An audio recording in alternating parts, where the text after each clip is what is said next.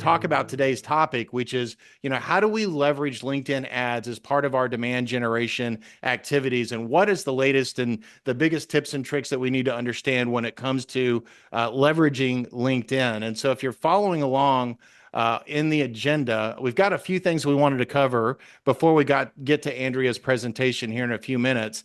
And the first thing in the agenda is I wanted to just cover, what is the purpose of social ads and LinkedIn ads? And I thought it would be good just to start at 100,000 feet a little bit because, I have the opportunity to talk to B2B marketers all the time. And whenever the conversation about social media ads comes up, usually what I'm hearing on the marketer side is very transactional thinking, right? Like I want to run LinkedIn ads because I want to generate demos. I want to get people to come to a webinar. I want to drive pipeline and demand for my business. So I'm running these direct response ads, hoping to get, more demos, more sales, whatever. And there's nothing wrong with that, but it's a little myopic. At the end of the day, we have to take a step back and really think about what is our goal in social media to begin with. And then our social media ad strategy or LinkedIn ad strategy really just needs to be a part of that. And so in our world, in our demand gen framework, social media marketing is really part of what we call activate your audience.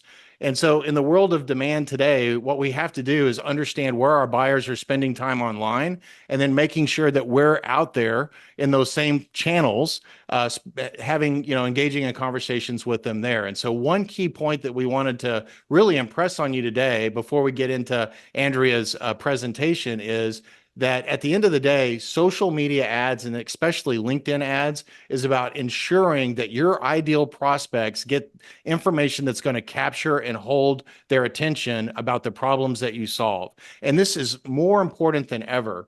If you've been to any of our Demand Gen Jam sessions before, you've heard me talk about this Harvard Business Review study that came out a couple of years ago, where they went to B2B buyers and they surveyed them and learned that before a B2B buyer begins to research a vendor, if you will, that they've already got 4 to 5 vendors in mind who they think are going to be good fit vendors for them. And I think we all get that. But on the other side of the equation, when they're ready to purchase, this is the most fascinating part to me, that they've got these 4 to 5 vendors in mind, but they end up purchasing from one of those 4 to 5 vendors 90% of the time. And so if you're out there thinking about running social media ads or LinkedIn ads as a way of getting and attracting in-market buyers that may have never heard of your company before and getting them to raise their hand and become demos and ultimately become customers, you're really missing out, because at the end of the day, and I talked about this in the webinar back in May, we have to win mind share. We have to get them to file us away in their brain that we are, this is the problem that we solve. This is how we can help them, before they prioritize having us solve that problem or trying to solve that problem.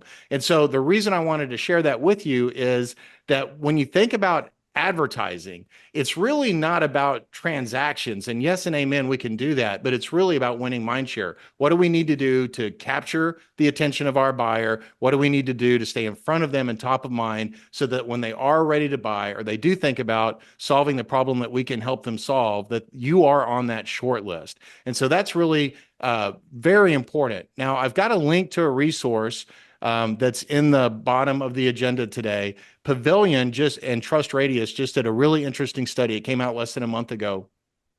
Basically did the same study that Harvard Business Review did a couple of years ago. And what they found is it's just validating the same information. But here's the scary thing. A couple of years ago, they had 3 to 5 vendors in mind before they began looking to solve a problem. It's even less now. It's like 3 vendors in mind, and they are buying from one of those 3 vendors most of the time, the majority of the time. So we've got to leverage social media ads as a way of just capturing and holding their attention. So hopefully that makes sense. Be sure to check out that report. It's in the resource section of the agenda. So as we think about what we're going to cover today, just keep that in mind. We've got to own the attention of that buyer. We got to get it, hold it, and make sure that when they think about, hey, I need to solve this problem, your company's brand is right there in their brain. So with that in mind, Andrea, I've got a few things that I thought we could talk about before we get to your presentation today. And I'm just following along here in the agenda. And the first one is, ad hoc versus evergreen. This is going to kind of tie right back to what I just was discussing. But, we hear companies all the time think about, running campaigns or flights inside of social media. So it's almost very transactional, thinking about LinkedIn ads like, running an ad in a trade magazine versus having an evergreen approach. And I'd love to get your perspective on that, Andrea. Yeah, so I definitely think there's a place for both ad hoc and evergreen campaigns. Ad hoc, think about that. That's going to be your one-time campaigns, product announcements, event campaigns, webinar campaigns. Those actually work really well ad hoc because they are short-term, and you may be targeting a unique audience for those separate than something you'd be targeting evergreen. And then the only downfall there is you're depending on your prospects to be ready in the moment. And so that's why those short-term campaigns, probably one of the worst things you can do is run a campaign for a short time, turn things on and off all the time. And that's where those evergreen campaigns come in. Typically, these you're running for months, you're targeting a valuable audience regularly. That's where you're creating demand over time. So this is where you're introducing your brand to new people, reinforcing your brand to those who are considering. And this is just, the longer flight time as well allows for more testing. You get to know your audience better. And that also can be a way to build your targeting audiences to segment for future campaigns. And so we definitely run both for our clients. Depending on audience is probably one of the biggest things. And one thing that I've found over time is that if you've got an event campaign or a short-term campaign that you want to run, if you're running that to the same audience as your evergreen campaign, that can actually hurt you. But there's always that option of taking that short-term information and actually putting it into your evergreen campaign, and still, bring it to that same audience and then cycling them back out when that time is up. Andrea, you mentioned a couple of things that are really important. One is, our customers aren't in market all the time, right? In fact, depending on the study that you look at, 1 to 5% of our customers are ever in market, which means that 95% of our customers aren't in market. And so if you're running a ad hoc campaign with a short flight date and you haven't created demand at the same time, then you've got a really short shot, of trying to catch them at the moment in time that they're hoping to deal with that problem. So that's a really good point. And then you've got the idea of just being always on, which means that, even if they're not in market, we're still delivering information that's helpful to them to really get that mind share that I was talking about earlier. Great point. All right. So next question or next topic really, as we're following along on the agenda here, is this idea of zero-click content. This is a term, we've been basically practicing what is now called zero-click content for a while, but I can't remember who came up or coined the term about this time last year. But it's really important to understand that there's different types of content and different types of information that we need to share with our customer, and that advertising can be a way of getting that information out there. But Andrea, tell us, what do we mean by zero-click content, and why is that important? Sure. Yeah. I mean, zero-click content, think of that as content without a click-through. So it's content that someone can consume right in the post or the ad itself without requiring a click outside of that platform. There's a lot of benefits to this. One, retains users on the platform you're using. So, that can benefit you algorithm-wise. The platforms really love that, keeping people there. It improves the user experience because you avoid that friction of them having to leave the social platform and go somewhere else to consume that information. Convenience and value. So the user's time, none of us have a lot of time in the day. And so we can consume that content right in the feed. That just saves us time, which also builds trust and authority with our audience over time by just giving that information without them having to have any friction to engage with that. Like some of the formats, for example, in LinkedIn specifically, one of the formats that we use for this is document ads, and then document posts as well. You can do this organically. You can upload a document as a PDF, and that way your user can just engage with it right on the platform. New one is article posts, LinkedIn newsletter. You can upload organic posts there, and I do have some fun news on the ad side with that as well. And then even just thought leadership, some of that longer form content from thought leaders can be a really great use of zero-click content. Yeah, something that I wanted to add there is, when we think about historically running ads in social media, you think of, running really short, crisp copy with a strong call to action. In fact, if you look at some of the data out there, like metadata does a report every year on what gets the most clicks back to your website, what generates the most leads, and it's always the fewest amount of words and the most direct call to action are going to accomplish that. And so I want you to think about that in terms of, the transactional side. And as we mentioned, we definitely, there's a time and a place for those things. For example, we use ads to get people to come to these monthly jam sessions, and that's very transactional. But there is a place where this long form content needs to live, or this zero click content needs to live. And Andrea, you touched on it a little bit. And that is, think about the intent and the purpose of our buyer. We need to really put ourselves in the shoes of our buyer.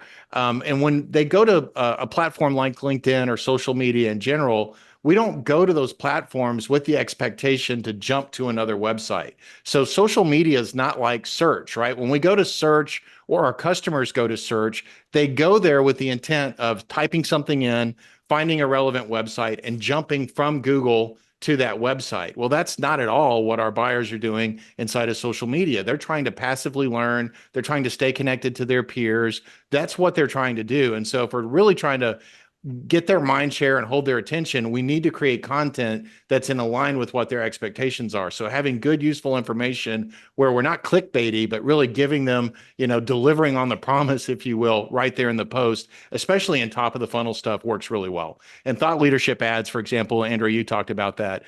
Those are great. Document ads, those are all great examples of zero click content.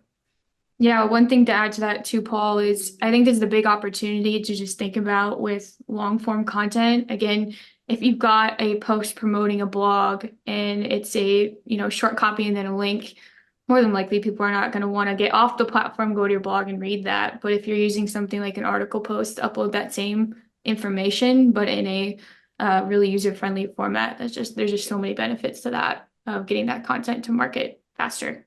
Yeah, one of the things that I do, this is more on the organic side, but we write a lot of blogs here. We're big into content marketing. It's something that we recommend to all of our clients. And so we'll write, 2, 3,000 word blogs that live on our website. But then we'll take the essence of those blogs and we'll turn them into social posts because, we're talking zero click content. Nobody's going to read a 3,000 word LinkedIn post, right? I don't even think LinkedIn would let you do that, but you can take the essence of it. And this is where, Jess will probably agree with me on this. This is where AI is a great helper, right? Because we can take that 3,000 word blog, plop it into a tool like Jasper or any generative AI with the right prompts and really produce some great zero click content that's going to be beneficial to our audience, keep us top of mind without them having to click over to our website. Awesome. Well, let's move on to the next topic here. And this is really, I asked Andrea if we could put this one in our agenda because I get this question all the time, especially with like social media managers that are also running LinkedIn ads. And it's always around this frequency question, like how many times should somebody see my ad when I'm running a campaign? And then how many assets do I really need in that campaign? And there's really a lot of psychology to that and a little bit of science. So Andrea, tell us about that.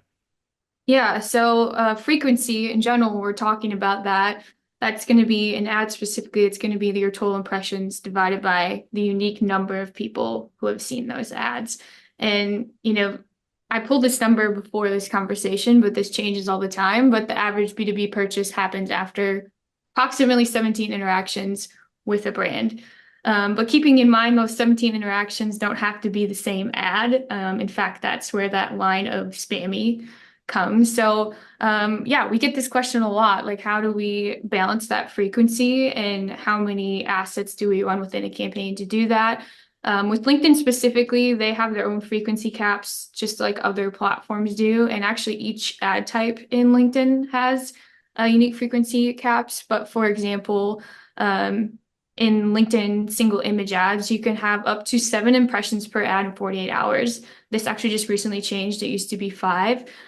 So this makes the ad market more competitive, but it does allow you to get more impressions with those ads. So that's where you need to watch that frequency number. I would say you can run up to 7 different assets within your campaign, but keep in mind looking at that frequency number regularly and make sure that it's not going too far up.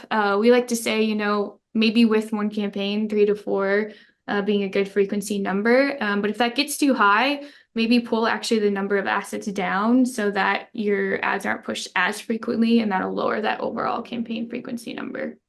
Yeah, great points, Andrea. A couple of things to think about at a high level. When I get the opportunity to consult with a company that's struggling with getting their social media ads or whatever to work, and I look at it, usually they've got the either end of that spectrum not right. And so one thing that I see all the time is that they'll have such a huge audience and a small budget that their frequency is just not there. And then they're wondering why are these not working? And the reality is that they've got such a low frequency that they're not getting that impression share that they really need to get somebody to remember their brand. And so that's a big part of it. The other side, oops, I just totally slapped my microphone. The other side is also a problem where your audience is so small and you've got a high budget that you're pitch slapping them all the time and that's actually a negative, right? They just get so tired of seeing your ad every single time they log into LinkedIn. And so neither one of those sides of the spectrum are very good. So you want to make sure, Andrea, I think, what did you say, like seven-ish, or what was the number, 3 to 5? Yeah, I'd say if you're erring on the smaller budget side, where you're actually struggling to get the frequency up, I'd use, 7 ads in a campaign to try to maximize that frequency and impressions. But if you're on the other side, where if you got a really small audience, and again, you don't want to spam them, maybe that's actually where you cut those assets down because you're reaching that frequency, and cutting back on the number of assets there can help balance that out. Yeah, and that's a really good point. I want to make sure you guys understand that, you can run multiple assets in a campaign. And so the thing you absolutely never want to do, in my opinion, and Andrea, I'd love your perspective on this, is have a campaign with like one asset or an A/B version of the asset. What you really want to have is multiple flavors that are starting to match up a little bit to frequency. So even if they are seeing your ad a lot, they're seeing different messages or different variations of that message. So it's got enough variety to hold their attention. So really important things to think about. And, we're going to get into some of this as Andrea goes into her presentation, but man, audience selection is really the key part of this because you can water down your message, or you can get, hyper target your message. We had a problem with that not too long ago where, we realized even with our retargeting audience that we were trying to niche down so much with some of our assets that we were, and sorry if any of you are on today's jab session, that we've been beating you up too much. That we've really felt like maybe the frequency and the creative wasn't the right mix, and so we started pulling that back. And those are things you just have to watch, right? That's why managing, LinkedIn ads is not, or any social ads are not set it and forget it. You've really got to pay attention to how your audience is responding and reacting to the things that you're putting out there. So great stuff, Andrea. I think we covered all the things that we had that we wanted to cover before we got to your presentation. If you're looking there on the agenda, we do have next in line is Andrea's presentation. We've dropped a link to those slides right there in PDF format. So you can follow along that way. But I'm going to share my screen now and Andrea, I'll advance the slides for you. And so you guys can follow along that way as well. Let's see if I can actually do this the right way. So just let me know when you want to advance along and I will advance us along. Sure. Well, first of all, I'm really excited to be here and talk more about LinkedIn ads and just some of the secrets that we have found through running LinkedIn ads for our own clients as an agency. I will say there are so many topics that we could cover today, but we can only fit so much in. But I'm really excited to share some of the new that's happening in LinkedIn ads in 2024, a little bit of insight into what a full funnel campaign strategy might look like in LinkedIn, and then just lots of tips along the way that hopefully you guys can take home and actually apply to your own LinkedIn campaign. So, Paul, we can get started. Okay. So why LinkedIn ads? Why is this an ad platform that you want to spend your time on, spend your resources on? One of the most common questions we get that kind of goes along with this is, well, why can't I just boost my content from my company page? Isn't that a LinkedIn ad? And the answer is no. And the reason is the same reason why LinkedIn ads. And that's because LinkedIn ads and LinkedIn ads campaign manager allows us to be super highly targeted, which is very different from a boost. We can target B2B specific audiences that are business oriented, high value. This includes target company and contact lists as well. This is a place where we can target senior leaders, decision makers. And this is because of the profiles in LinkedIn that are so highly detailed. We can actually take that profile info, and that's what we're able to build our target audience off of. And then the other thing with LinkedIn ads that I believe is super unique compared to any other platform is just the amount of ad types and objectives that we can utilize in this platform and apply those to the different stages in the funnel. So I think LinkedIn's become a real source of information for many as well, and just a big opportunity to put your valuable content in front of your ICP audience. Yeah, a couple of things there, Andrea, just be interesting to share. One is, it's the best B2B first party data out there. All of us maintain and groom our own LinkedIn personal profiles. And so when we change a job or we get a promotion or whatever the case may be, we go to LinkedIn right away and we update that. And so it's way better and more accurate information than you can get at Zoom Info or any of these information aggregators that are out there, because we're all maintaining and grooming that information. And then us as advertisers, we get to use that information that all the billion or so people that are on LinkedIn that are keeping their profiles fresh. We can use that information that's on their profile to target them, which is fantastic. And another point that I just wanted to highlight that Andrea mentioned, and that is just the ad variety types. There's no other social platform out there that gives us the ability to run thought leader ads, document ads, video ads. So when you think about like Twitter or X, whatever they call themselves these days, or YouTube or Instagram or Facebook, there's limits on the different types of creative that we can get in front of our buyer. And so on LinkedIn, really, the sky's the limit. And it seems like, and Andrea's going to get into this more in a few minutes, but there's so many different types of formats that are coming out and new things coming out all the time. So really powerful. Anything else on this one, Andrea, or you want me to move on? Nope, that's great. We can move on. Okay. Before we get too deep, though, into LinkedIn ads, I was talking to Paul yesterday and really wanted to take a step back and just look at the shift in B2B marketing. There's a really timely event that's happening this week called Cannes Lions. I don't know how many of you are familiar with that, but it's in France, and it's a yearly ultimate festival of creativity in the advertising and marketing world, and it celebrates the very best work. And B2B has actually never had a creative line agency award or a category there in 70 years, because B2B has just not been viewed as being creative. Boring. It's just boring, right? Exactly. Everybody thinks B2B is boring. Exactly. And so I wanted to highlight that because I think we have to take a step back when we're thinking about any campaign, not just LinkedIn campaign, any content we're building, just our whole entire strategy. But it doesn't have to be dull, orderly selling to a logo. That's not what we're doing. People are selling to people with real problems, and just having that human to human connection, and creativity can be a huge part of that. So my just inspiration that I took from this current event, they actually have a small documentary, LinkedIn ads, released just earlier this week. I've linked it in here and in the resources if you want to get inspired. But inspired me because I just want to remind everybody that it's okay to be creative in B2B.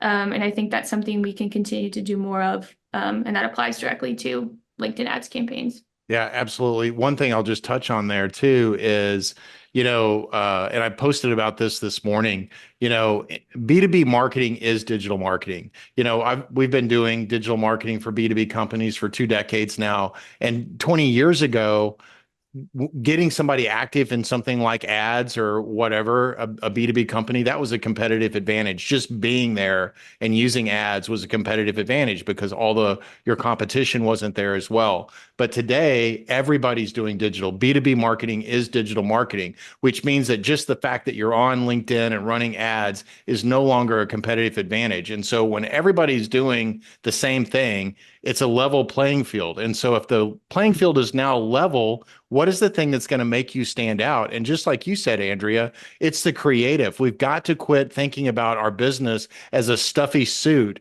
and really start thinking about not selling to logos, like you said, Andrea, but actually selling to human beings and creating content that's fun. It's informational. It's friendly. It's not on brand always, but it's useful to the audience. It's buyer first, not brand first. So very true.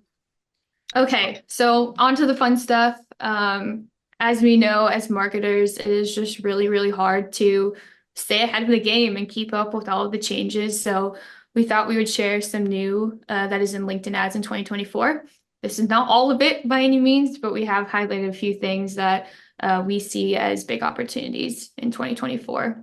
Yeah, we probably would have needed like 2 hours, right, Andrea, if we're Yeah, going to try to cover everything. definitely a whole session on this could Yeah. have been a topic. So the first one here that I'm highlighting is connected TV, or CTV, as LinkedIn will call it. This is a new ad type in LinkedIn, and it actually allows us to reach our B2B audience outside of social media and they're no more scrolling the internet through streaming platforms. And so the video for this, it's a video ad type, of course, and it's placed either pre, mid, or post video. These can be like 15 to 30 seconds long as far as the ad itself. Think of it more as a short commercial. You have a very short attention span in this placement because people are there to be entertained, not to see your ad. However, I think it's a very powerful placement itself outside of social. And the coolest part about this is LinkedIn is unique for their retargeting audiences and how much opportunity we have there for retargeting. I'll touch on that a little bit more. But we can already utilize this ad type to build retargeting audiences on LinkedIn from those who view this ad. So it's just a way to reach our audience outside again of the social feed or scrolling the internet. And I just think, again, LinkedIn's really being innovative here and coming up with these partnerships. And this could definitely be an ad type to keep your eyes on and think about testing in 2024. Yeah. So the key point to this, guys, is you get all the value of LinkedIn targeting. Like we just talked about, all that information that's on our personal profile, we can use to target to make sure that only those people that we want to see our ad see our ad. But the beautiful thing about CTV is now we can take that targeting and instead of it just being an ad that somebody sees on LinkedIn, now they're on Hulu or Netflix or whatever, Amazon Video, whatever the case may be, and they're going to see the ad because they match your target audience. And LinkedIn is kind of the overlay, if you will, to make sure that it's not everybody seeing that ad, but just the people you want to target. So that's super powerful. Andrea, I can't wait for us to have like an ad in the Super Bowl for one of our clients. I don't know if that's even possible, but how cool would that be? Never say never, Paul. That's right.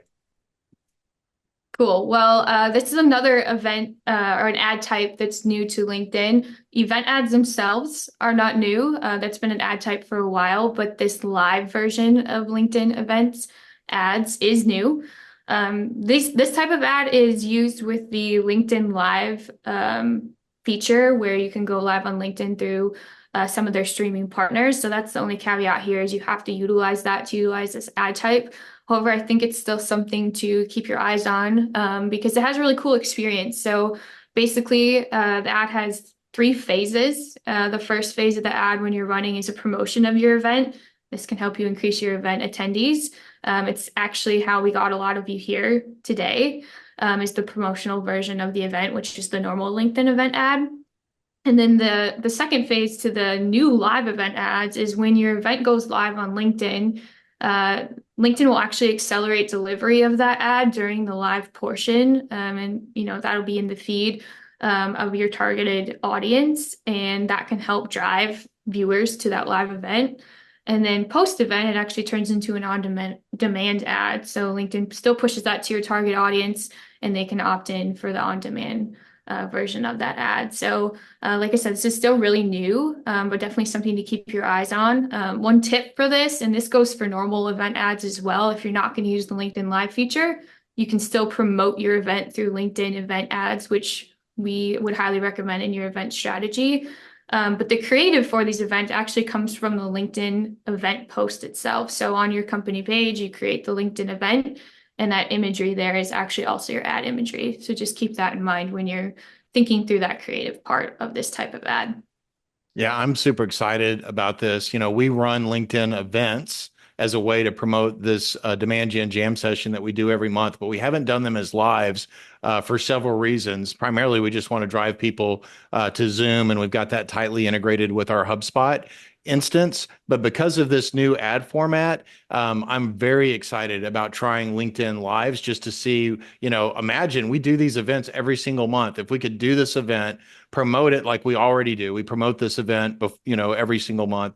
But then imagine right now us being live and all of our target audience that happens to be logging into LinkedIn right now, even if they hadn't registered for this event, would see this going on in their feed. And then also, like you said, Andrea, what happens after the event is over. I think this is going to be super powerful for anybody that has an event strategy, an on-demand or virtual event strategy.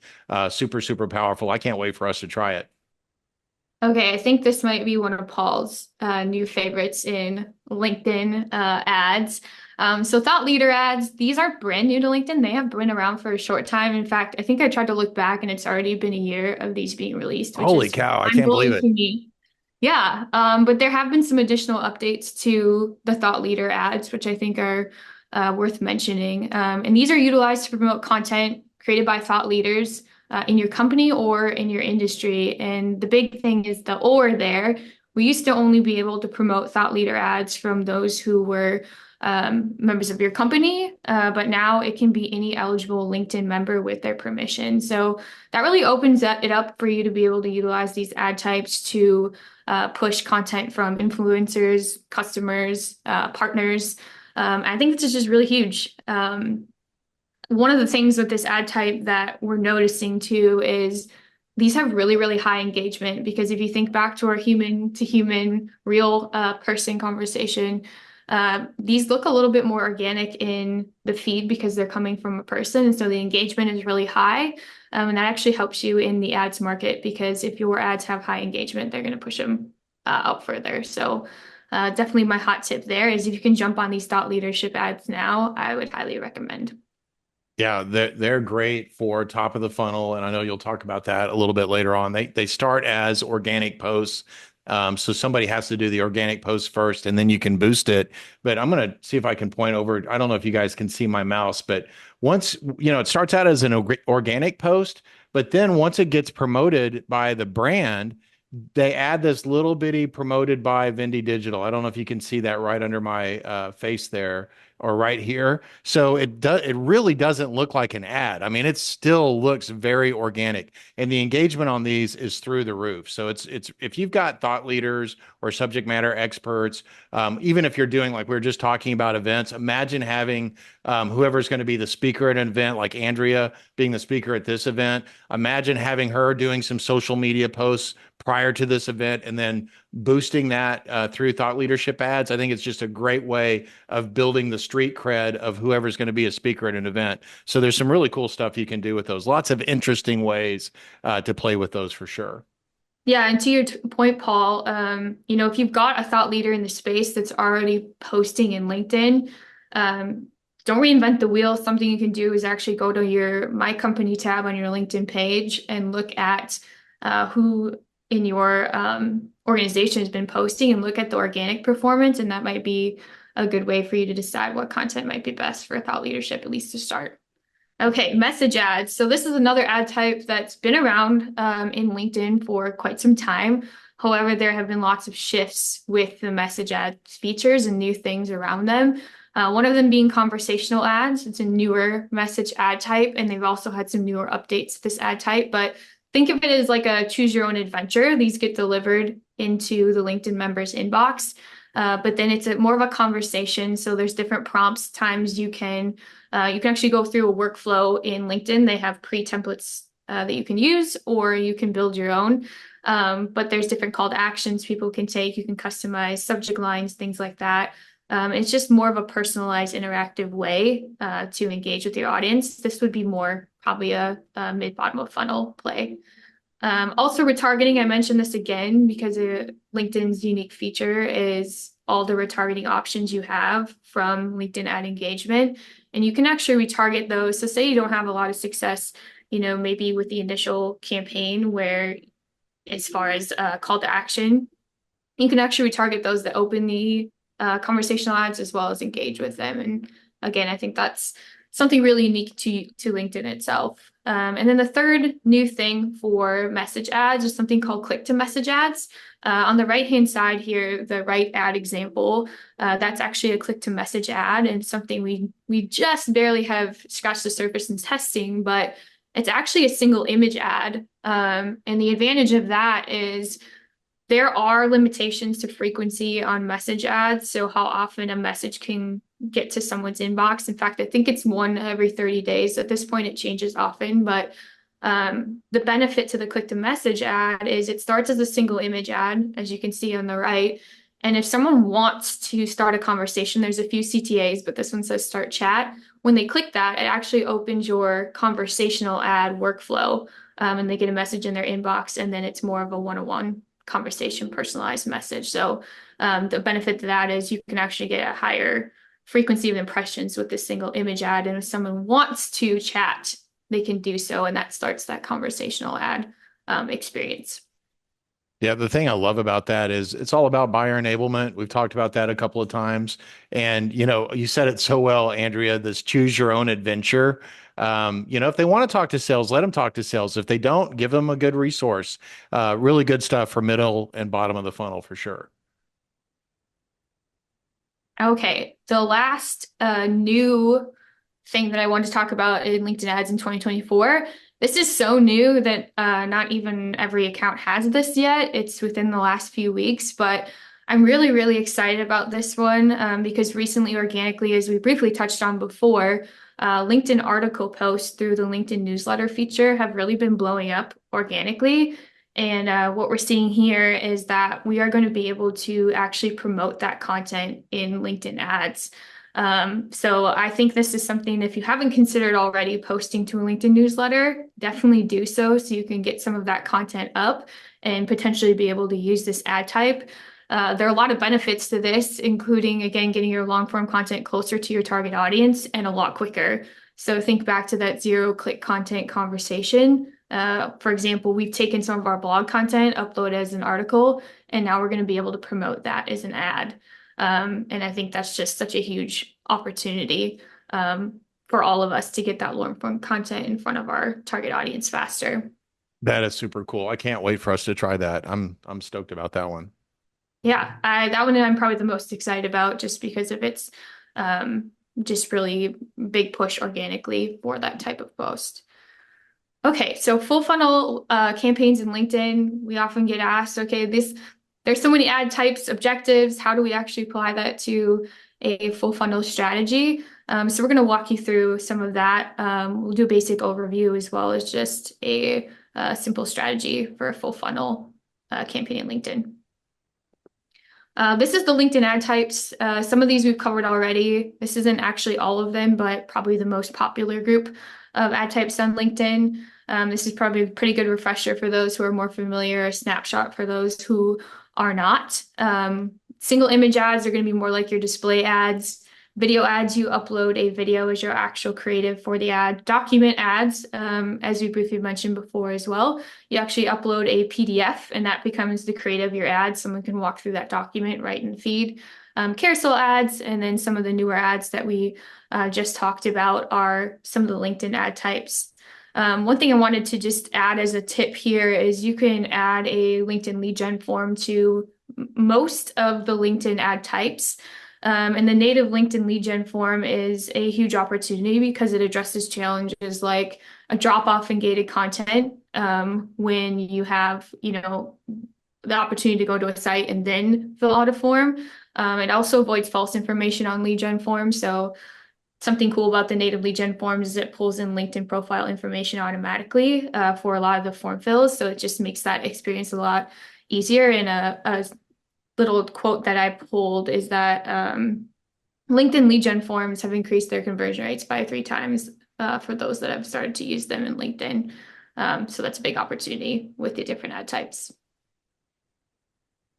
This next slide is just an overview of LinkedIn campaign objectives. I'm not going to walk through all of these, but I'm going to point out a few of the most commonly used. Um, this really based on your goals for your campaigns. But website visits is a big one. This is optimizing for clicks to your website. Video views is a huge one for video ads. We use this a lot to help build retargeting audiences quickly. So that's being able to retarget your video viewers. You can actually retarget by percentage of video watched as well. And then the other objective that I just discussed is lead generation. Again, there's many benefits to those native lead gen forms in LinkedIn ads. And then one just little tip here. One of the things we hear a lot is like, how can I get more followers to my LinkedIn page? We don't recommend some of the ad types around this, but if you use the objective engagement in LinkedIn, and that is applied to your LinkedIn ads, there are a few ad types that will actually throw a follow button right on top of the ad. And so it's just one way to encourage people to follow you if they like the content they're seeing. I just got to jump in here, and we don't have time to talk about this, but follow campaigns are not worth it. I know a lot of you, and I hear it all the time, think, well, it's such an easy thing to measure. We got more followers this month than last month, but spending money to grow your followers is not a good use of your funds. And if you want to talk more about that, maybe we can carry that over to the Jam Demand Gen Jammers group. But there's way better ways to spend your money than try to get more followers. Thanks, Paul, for that. Agreed. So jumping in just a sample full funnel, really high level LinkedIn strategy or what ad types and objectives we might recommend here. So top of funnel, again, this is where you want to establish awareness with your ICP audience that they have a problem that you can solve. You're probably looking to reach as many people as possible and target those who don't know enough yet about your brand and products. So an audience here might be an ABM list overlaid with a job function. And this is also a way to think about how are you going to build your retargeting audiences that you can use lower down the funnel. And so some of the ad types here include video ads. Again, we talked about running those to build retargeting audiences through video views, single image ads, and then again, those thought leadership ads are a good play here, top of funnel. Yeah, in fact, thought leadership ads that are also video, it's like a double positive, right? Because you've got the video views and you've got the personal connection of the thought leader who's, sharing the post. And then middle funnel, this is where you're trying to drive traffic to your website. You're trying to increase engagement with those that have engaged previously with your business. You're probably going to provide resources and information that can help them in that decision-making process now that they know who you are. So the audience here is probably going to be some of those retargeting audiences that you're building in LinkedIn through your engagement, your website retargeting audience. And the ad types that we recommend here, document ads, we talked about those a couple times now, but again, you're just uploading that asset right for your audience to view in the feed. Video ads, one thing here would be maybe it's a short clip of a webinar you've done in the past. It's something we do. And then you're driving them to that full webinar video.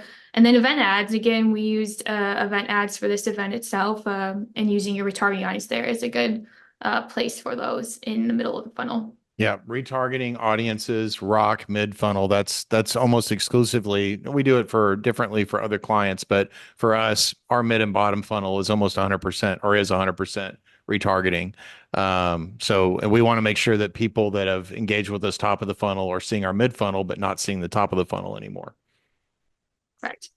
Bottom of funnel, this is where you're going to turn your interest from demand into actual possibly names and contact details or leads. So this is where you're going to start thinking more about that lead generation objective or those lower funnel asks. But the biggest thing is just how can you use those ad types to give people a reason to share that contact info with you and make it easy for them to do so. Audience here, it could be your CRM list that, those have expressed interest in the past that you want to rework into this campaign. Or maybe it's those that engage middle of funnel and now you're dropping them bottom of funnel here. Say they downloaded an asset or engaged with an asset middle of funnel. You could drop them to this bottom of funnel campaign. So ad types here, those messaging conversational ads can work really well. Bottom of funnel, especially if you're asking, for a demo or book a meeting or something like that. And then document ads, another way you can use those. You can ungate them, like I said, middle funnel, but bottom of funnel, you could gate your, best asset here, your most valuable asset, and encourage lead gen forms. fills here at the bottom of funnel. Andrea, you mentioned CRM here. A couple of things to think about.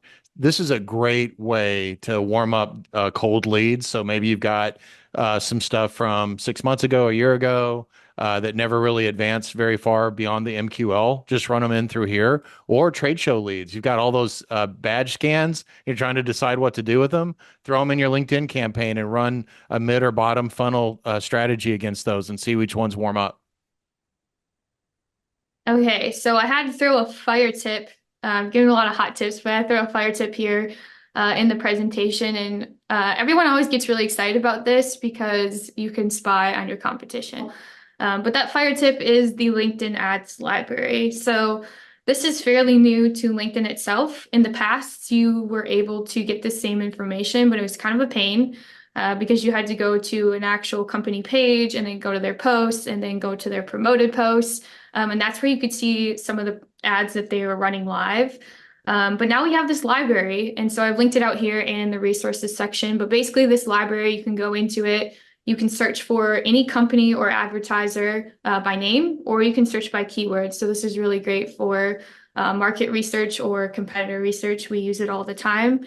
And just, a flaming tip on top of that is Facebook has one too. So have fun spying on your competitors and just, doing your market research through these tools. It makes it I a lot easier. love the keyword one, right? Because before you might go, Mhm. oh, Gong's really good at ads. Let's go check out Gong. And then you could see their ads. But now you can just type in a key phrase, find all the ads out there, and get some inspiration on what you might want to do. So, great tip there, Andrea. Yeah, so I highly recommend bookmarking both of those. It will save you some time in your research. Great. Another question we get all the time is just, how do you know who's engaging with your ads in LinkedIn? Again, we've talked a lot about the retargeting options in LinkedIn itself, so we'll talk a little bit about the targeting, but also LinkedIn offers a lot of insights into the demographics of those who are engaging with your ads and the demographics of your audiences itself. So I want to talk a little bit about how you can use that to your advantage when you're building LinkedIn ads campaigns. So this slide is just an overview of targeting options that are out there in LinkedIn. Again, this can be a review for someone who's familiar, but also a good snapshot for someone who may not be. LinkedIn, again, highly targeted for B2B. So it's all based off that profile targeting. It could be job experience, job titles, job function, education. There's lots of different options to choose when you're building that audience. And then on top of that, matched audiences include the retargeting audiences that we've touched on so far. I'll get to that more in the next slide. But also just you can use company and contact lists. So you can actually upload a CRM list or a company list to LinkedIn. And what it does is it gives you a match rate. So a percentage of how many of those companies or profiles it was able to match on LinkedIn itself. And you can utilize that overlaid with different targeting from the profile targeting LinkedIn. So for example, there's an and or functionality in LinkedIn audience builds.